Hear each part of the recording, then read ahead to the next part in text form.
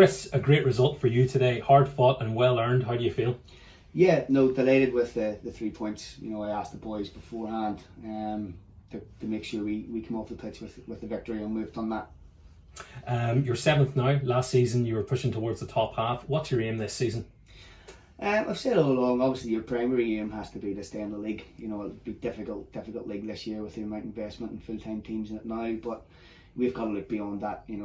I didn't come here just to stay in the league. We want to try and progress, and whether that be one position better than last year, then we'll take that. It shows those little signs of progression. And Dungannon were great defensively today. They were able to deal with nearly everything that they threw at you. What do you put that down to? I think it's coming off the back of last week where we put in a really great defensive performance against Larne, and today, Carrick threw everything at us in the second half. Now will be really disappointed that they didn't come away with something today.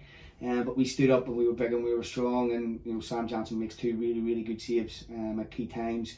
Ali Taggart makes a great block at the end. Ross Redmond clears ones off the line, and boys are prepared to put their body on the line and make sure that we defend our goal. There was a controversial moment in the 38th minute in the first half. It looked like Carrick had gone up 2-1 thanks to Stuart Nixon, but it was ruled offside and disallowed. What did you make of that?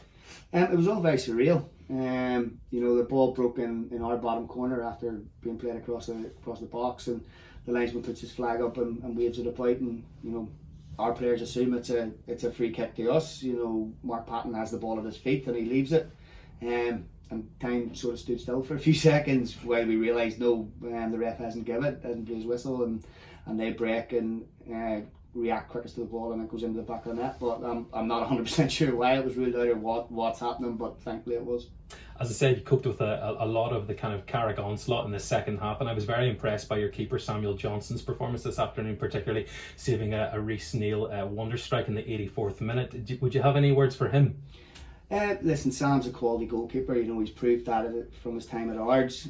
He's came in here and he's grew into the club. His last 2 performances have been really, really good. He's made key saves at key times, and he's done that in all games. And he's growing in confidence. He's still young, and I've no doubt if Sam keeps going the way he's going, that he'll be the top goalkeeper in the league in a few years. And finally, you're off to Warren Point next. They're struggling at the bottom of the table, but they will be hungry for their first points of the season. Will you be doing anything different in the run-up to playing them?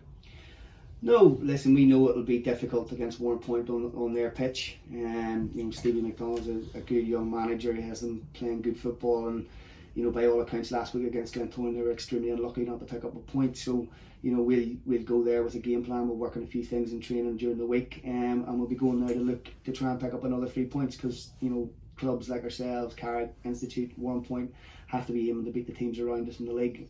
So far we've managed to do that in our 2 games against the so-called lesser teams, so we'll be looking to make that 3 next week.